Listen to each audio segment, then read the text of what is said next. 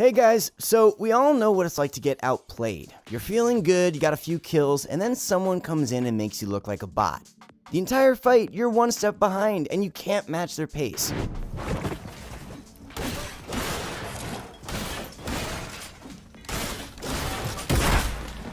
Of course it's Dubs. He's got the strats. He's got the wall strats. He can just take any wall. It literally just take any wall, bro. It's not even the same game. Like we're playing different games. Sound familiar? Well, it's something we've all experienced, so don't worry, you're not alone here. Being able to beat good players might seem impossible, but if you can recognize their techniques and know how to take them on, it's not that hard. Today, we're going to explain what you can do to fight against better players, and some tips on how to counter their moves. If you are the sweat in this scenario, then maybe you could use these tips to improve too. So don't go anywhere. Before we dive into it, we'd like to make a small announcement. We're adding a ton of new features to Pro Guides, which include 1. Exclusive guide videos for our Pro members every single day. 2. Pro Pass now grants access to all games, such as League of Legends, Smash Brothers, CSGO, and Overwatch. More free coaching passes and points for InstaPro if you're a Pro member. So head on over to Pro Guides by clicking the link in the description below. Alright, so now that we're done with that, let's get to the fun stuff. Alright, so the reason we wanted to mention this first is that it's so common these days. Most sweats are trying to intimidate you and put you on the defensive right away. They do this by acting extremely aggressive, and that's what you should try to capitalize on. For example, let's take this scenario first. You're boxed up during endgame, and a player stops you from far away. They start taking shots and move in. This is a prevalent scenario that you'll encounter with tryhards. What can you do to win this fight? So you can already tell who's on the offensive here. In the box, you're the one trying to hold your ground while someone is trying to get in. At first, try to take some shots at them and apply as much pressure as possible. That'll make the player think that you're perfect and also make them a lot less confident when trying to push you. If they reach your box, then it's even better for you. Trust me, it might seem like you're at a disadvantage, but you're the one with the upper hand. They can't predict what you'll do next, so it's really easy to catch them off guard. Okay, so first of all, never go for the standard window edit. The player is always expecting you to go for that, and they have the upper hand 100% of the time. Because it's faster for them to pull out their shotgun than it is for you to pull it out after editing, so don't go for that mistake. Instead, let's see how Martaz handles it. Martaz is one of, if not the best box players in Fortnite pubs. Overall, he's good at making good players look like bots. He's so good at using the enemy's aggression to his advantage. This clip clearly outlines that, so let's take a look. So he sees someone coming to his builds and starts by turbo building his wall. This is an excellent way to see how the other player is acting. As you can see, the enemy begins off super aggressive by heavy sniping the wall, which Martaz quickly counters by just replacing it. Then he goes for this wall edit. Pay close attention to his body movement and positioning. That's important because it cuts down your chances of getting shot at. Martaz then places a trap and boxes the player in. Even though he goes for what is usually a pretty risky edit, the player who's getting trapped is trying to escape and isn't focused on shooting him, so he capitalizes on that. Once the trap goes off, it's merely a matter of going for an easy edit and getting the shot off. At that point, the enemy was utterly distracted, which led to a quick finish. Okay, can I take a second to point out how insane Martaz is? Take a look at this clip right here.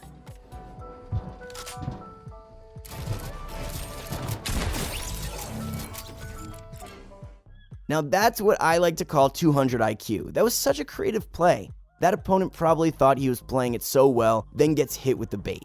The critical thing to note here is how Martaz switched up the entire tempo of that engagement. While he started on defense, by boxing his opponent in and going for something a bit risky, he was put on the offensive, which makes it a lot easier to kill the opponent. In all of these clips, he's able to catch his enemies off guard by just being aggressive. It isn't that hard. Of course, it'll take some time for you to get as good as Martaz, but it's surprisingly easy to use this in-game.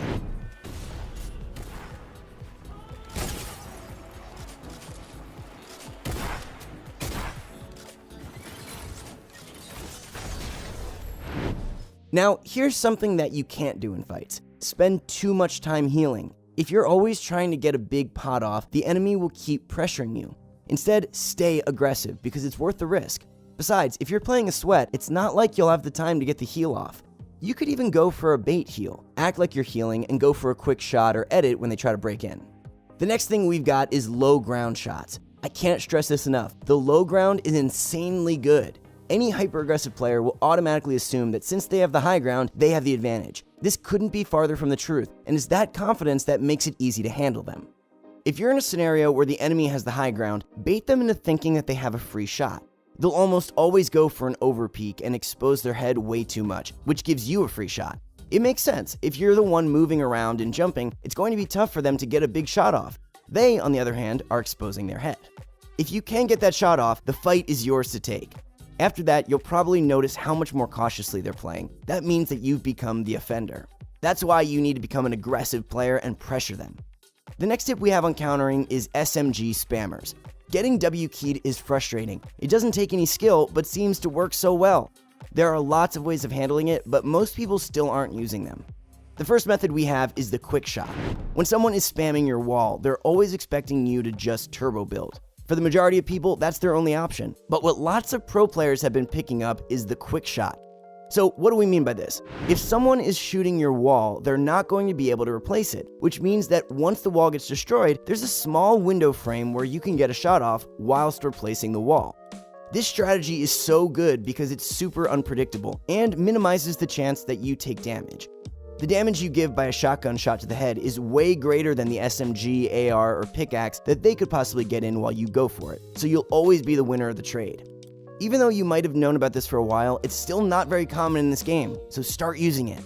In fact, we've got another trick that could be even better. Shout out to Martaz for discovering this. Instead of trying to use your shotgun, preemptively fire back with an AR, SMG, or something that can destroy builds and do lots of headshot damage.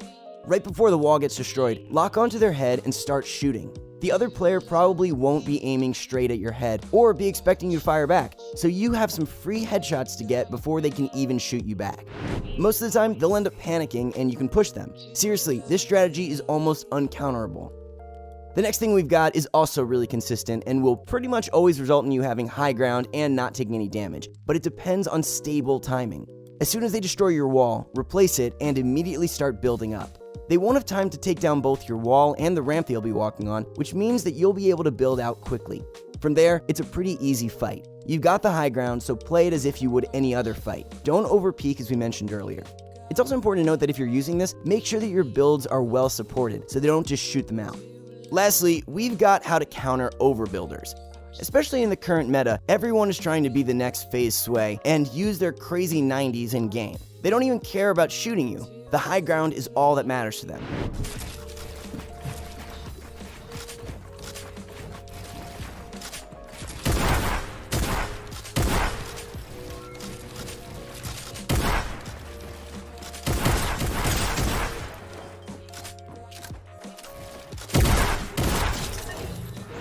Don't waste your time building up higher and higher because trust me, they'll always have the high ground.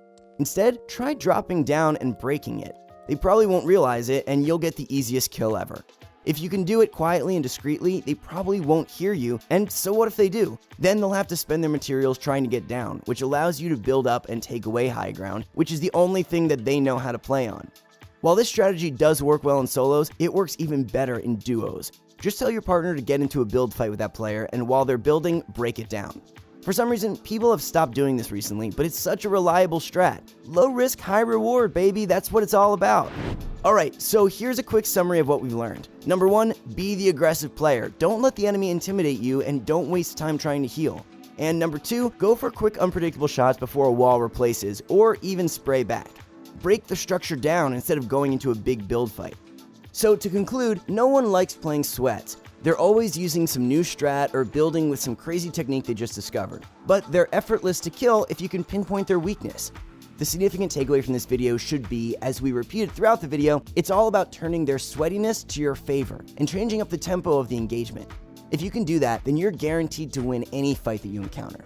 The most important thing to do is not to panic. That's what they want. They're trying to get in your head and prey on you making bad decisions. But if you think it out, they lose that ability. Keep in mind, to accurately execute all these techniques, it's essential to have proper mechanics. The clips that we showed in this video all made use of the tips so well because they were done so correctly. All of them depend on speed and accuracy, so it's good to practice that as well. Do these tips help you guys out, or do you have any other suggestions that you use to kill tryhards? Let us know in the comments section. Also, don't forget to drop a like. It allows us to make more videos just like this one. Thanks so much, guys. We'll see you all out there.